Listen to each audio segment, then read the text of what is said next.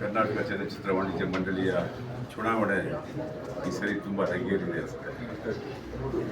ರಂಗೇರು ವರ್ಷ ಈ ಥರ ರಂಗೇರ್ತಾ ಇದ್ದರೆ ಕೆಲಸ ಜಾಸ್ತಿ ಕೆಲಸ ಒಳ್ಳೆ ಕೆಲಸಗಳು ವಾಣಿಜ್ಯ ಮಂಡಳಿಯಲ್ಲಿ ಆಗುತ್ತೆ ಅನ್ನೋ ಒಂದು ಭರವಸೆ ನನಗಿದೆ.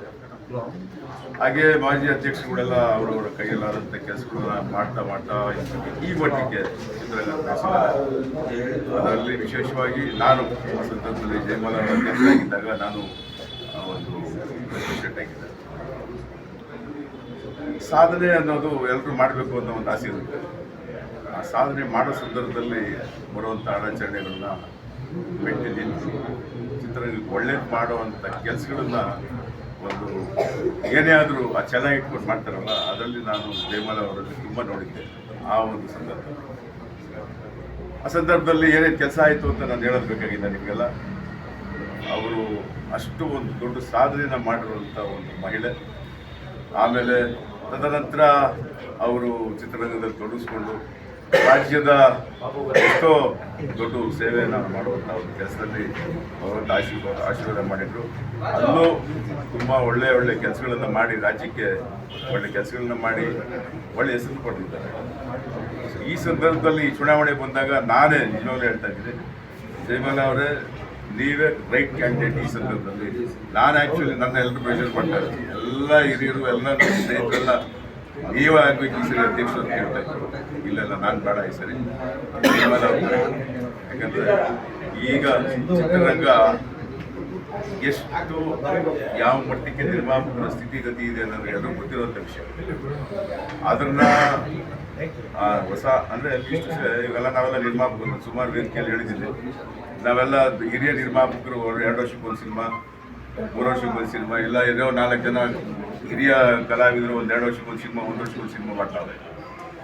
ಕಾರ್ಮಿಕರಿಗಾಗಲಿ ಚಿತ್ರರಂಗಕ್ಕಾಗಲಿ ಇಡೀ ಚಿತ್ರರಂಗದ ಎಕ್ಸಿಬಿಟರ್ಸ್ ಆಗಲಿ, ಥಿಯೇಟರ್ಗಳಿಗೆ ಸಿನಿಮಾಗಳು ಬೇಕು. ಅಲ್ಲಿರುವಂಥ ಕೆಲಸಗಾರರಿಗೆ ಕೆಲಸಕ್ಕೆ ಸಂಬಳ ಕೊಡೋಕ್ಕಾಗ್ತಿಲ್ಲ ಚಿತ್ರರಂಗದಲ್ಲಿ ಎಕ್ಸಿಬಿಟರ್ಸ್. ಅಂಥ ಒಂದು ಸಿಚುವೇಶನ್ ಇದೆ ಇವತ್ತು. ಅದನ್ನೆಲ್ಲರೂ ಅವೆಲ್ಲ ನಿಭಾಯಿಸಬೇಕು ಅಂದರೆ ಇವತ್ತು ಹೆಚ್ಚು ಕಮ್ಮಿ 250-300 ಚಿತ್ರಗಳು ನಿರ್ಮಾಣ ಆಗ್ತಿದೆ.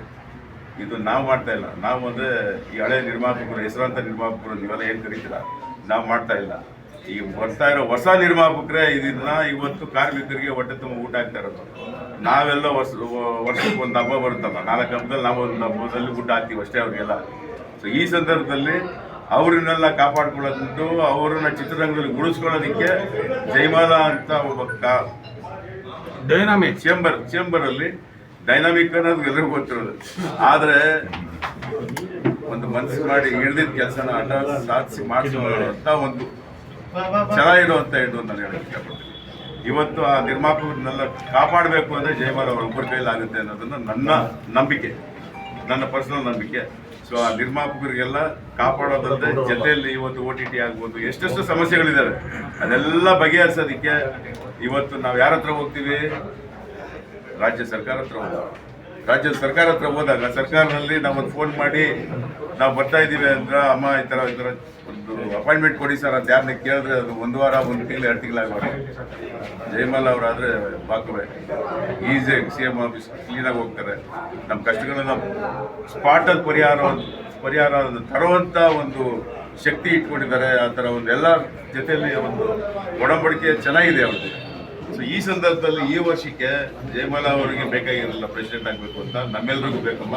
ದಯವಿಟ್ಟು ನೀವು ಇಲ್ಲಿ ಬಂದು ಈ ವರ್ಷದ ಇರುವಂಥ ಚಿತ್ರರಂಗದ ಸ್ಥಿತಿಗತಿ ನಿಮ್ಗೆ ಚೆನ್ನಾಗಿ ಗೊತ್ತಿದೆ.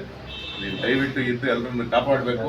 ಎಲ್ರಿಗೂ ನೀವು ಶಕ್ತಿ ತುಂಬಿ ಇನ್ನೂ 100 ಚಿತ್ರಗಳು, ಕನ್ನಡ ಚಿತ್ರಗಳು ನಿರ್ಮಾಣ ಆಗಬೇಕು ಅನ್ನೋ ಒಂದು ಈ ಸಂದರ್ಭದಲ್ಲೂ ನಾನು ನಿಮ್ಮನ್ನು ಕೇಳ್ಕೊತೀನಿ.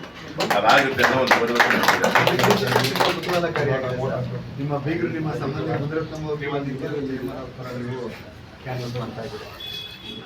ನಾನು ಬೀಗರು, ನನಗೆ ಅವ್ರ ಬೀಗರು ರಿಸಲ್ಟ್ ಆಗಿದೆ. ಅವ್ರು ಎಲ್ಲಿದ್ರು ಗೆಲ್ತಾರೆ, ಅವ್ರು ಎಲ್ಲಿದ್ರು ಗೆಲ್ತಾರೆ. ಈ ಕೆಲಸನ ಅವರು ನನಗೆ ಗೊತ್ತಿರಲಿಲ್ಲ, ಅವ್ರು ಕಂಟೆಸ್ಟ್ ಮಾಡೋದು ಗೊತ್ತಿರಲಿಲ್ಲ. ಈ ಕೆಲಸನ ಅವರು ನಿರ್ಮಾಪಕ ಸಂಘದಲ್ಲಿ ಮೊನ್ನೆ ಮಾಡಿದ್ರಿಂದ ನಿಜವಾಗ್ಲೂ ಚೆನ್ನಾಗಿತ್ತು. ಏನಕ್ಕೆ ಹೇಳ್ತೀನಿ ಅಂದರೆ, ನಿರ್ಮಾಪಕ ಸಂಘದ ಒಂದು ಸ್ಥಿತಿಗತಿ ಅವತ್ತೇನಿತ್ತು ಇವತ್ತು ಆ ಸ್ಥಿತಿಗತಿ ಮೀರಿ ಇವತ್ತು ಆ ಸ್ಥಾನಮಾನ ಒಂದು ಜಾಗ ಒಂದು ಬಿಲ್ಡಿಂಗ್ ಮಾಡಿರೋದಂದ್ರೆ ನನ್ನ ಅಭಿಪ್ರಾಯ ಮುನಿರತ್ನ ಅವ್ರು ಇಲ್ಲದೆ ಅವೆಲ್ಲ ಆಗ್ತಿರ್ಲಿಲ್ಲ, ಖಂಡಿತವಾಗ್ಲೂ ಆಗ್ತಾ ಇರಲಿಲ್ಲ. ಆದರೆ ಇವತ್ತು ಈ ಸಂದರ್ಭದಲ್ಲಿ ಇಲ್ಲಿಗೆ ಮುನಿರತ್ನ ಅವರನ್ನ ನಾನು ಕೇಳ್ಕೊತೀನಿ, ದಯವಿಟ್ಟು ನೀವು ಈ ಸರಿ ಜಯಮರ ಬಿಟ್ಕೊಡಿ ಅಂತ ನಿಮ್ಮೆಲ್ಲರ ಮುಖಾಂತರ ನಾನು ಆಗಲಿ, ಇನ್ನ ನೆಕ್ಸ್ಟ್ ಇಯರ್ ಆಗಲಿ, ಅವ್ರು ಖಂಡಿತವಾಗ್ಲೂ ಬೇಕು, ಅಧ್ಯಕ್ಷರಾಗಬೇಕು, ಇಲ್ಲಿ ಖಂಡಿತವಾಗ್ಲೂ ಆಗಬೇಕು, ನಿರ್ಮಾಪಕ ಸಂಘಕ್ಕೂ ಆಗಬೇಕು. ಈ ವರ್ಷ ಬಿಟ್ಕೊಡಿ ಅವರಿಗೆ. ಈ ಸಂದರ್ಭದಲ್ಲಿ ನಾನು ತುಂಬ ಡೀಪಾಗಿ ಮಾತಾಡಕ್ಕೆ ಹೋಗೋದಿಲ್ಲ, ಏನಕ್ಕೆ ಬೇಕಾಗಿಲ್ಲ. ಮುನಿರತ್ನ ಅವರು ಈ ಸಂದರ್ಭದಲ್ಲಿ ಬೇಡ ಅನ್ನೋದಕ್ಕೆ ಇಡೀ ರಾಜ್ಯಕ್ಕೆ ಗೊತ್ತಿದೆ, ಇಡೀ ಚಿತ್ರರಂಗ ಗೊತ್ತಿದೆ. ಅದಕ್ಕೋಸ್ಕರ ಈ ಒಂದು ಪರಿಸ್ಥಿತಿಯಲ್ಲಿ ಚಿತ್ರರಂಗ ಎಲ್ಲೋ ಒಂದು ಸ್ಯಾಂಡ್ವಿಚ್ ಆಗೋದು ಬೇಡ ಅನ್ನೋ ಉದ್ದೇಶ ಅಷ್ಟೇ. ಇದರ ನಡುವೆ ಕಲಾವಿದರ ಸಂಘವೂ ಕೂಡ ಒಂದು ಸ್ವಲ್ಪ ಅತಂತ್ರ ಸ್ಥಿತಿಯಲ್ಲಿ ಇದೆ ಅಂತ ಕೂಡ ತಪ್ಪಲ್ಲ ಸರ್. ಅದಕ್ಕೂ ಕೂಡ ಚುನಾವಣೆ ಆಗುತ್ತಾ? ನೀವು 2-3 ಸಲ ನಾವು ನಿಮ್ಮ ಪ್ರಯತ್ನ ಪಟ್ಟಿದ್ರೆ ಕೈ ಸಿಕ್ಕಿಲ್ಲ. ಚುನಾವಣೆ ಆಗಬಹುದಾ ಏನು ಅಂತ ಇತ್ತೀಚೆಗೆ ಜಯಮಾಲ ಅವರ ನಮ್ಮ ಹತ್ತಿರ ಹೋಗಿ CM ಅವರು ಕೂಡ ಭೇಟಿ ಮಾಡಿದ್ರಿ, ಏನೇನು ಆಗ್ತಿದೆ ಕಲಾವಿದರ ಸಂಘದ ಚುನಾವಣೆ ಆಗೋದಕ್ಕೆ ನಾವು ಆದಷ್ಟು ಬೇಗ ಮಾಡಬೇಕು ಅನ್ನೋ ಒಂದು 2-3 ಸಭೆಗಳನ್ನ ಕರೆದಿದ್ವಿ. ಎಲ್ಲರ ಅಭಿಪ್ರಾಯಗಳನ್ನ ತಗೊಂಡಿದ್ದೀವಿ. ಅಭಿಪ್ರಾಯಗಳನ್ನ ತಗೊಂಡು ಆದಷ್ಟು ಬೇಗ ಈ ಫೆಬ್ರವರಿ 8ನೇ ತಾರೀಕು ಮಾಡಬೇಕು ಅಂದ್ಕೊಂಡಿದ್ವಿ. ತಿರ್ಗಾ ಸಭೆಯಲ್ಲಿ ಏನೋ ಒಂದು ಇಲ್ಲ, ಇದನ್ನು ಲೀಗಲ್ ಆಗಿ ಮಾಡ್ಕೊಳ್ಳಿ, ನಾಳೆ ಯಾರು ಪ್ರಶ್ನೆ ಮಾಡಬಾರ್ದು ಅನ್ನೋ ಹಿರಿಯರೆಲ್ಲ ಹೇಳಿದ್ರು.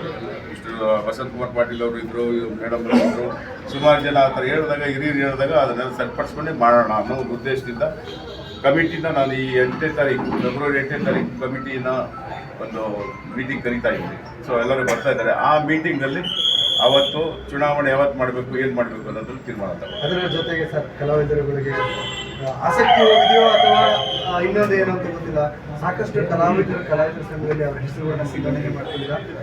ಅಂಬರೀಷ್ ಅವರ ಹೋದ ನಂತರ ಯಾರಿಗೂ ಕೂಡ ಮೆಂಬರ್ಶಿಪ್ ಸಿಕ್ಕಿಲ್ಲ ಅನ್ನುವಂಥದ್ದು ಒಂದು ಮಾತಿದೆ ಸರ್.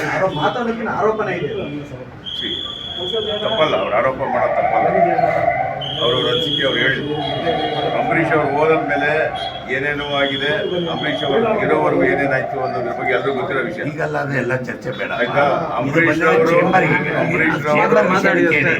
ಅವರು ಹೋದ್ಮೇಲೆ ಅವ್ರ ಕೆಲಸ ಮಾಡೋಕ್ಕಾಗೋದಿಲ್ಲ 100%.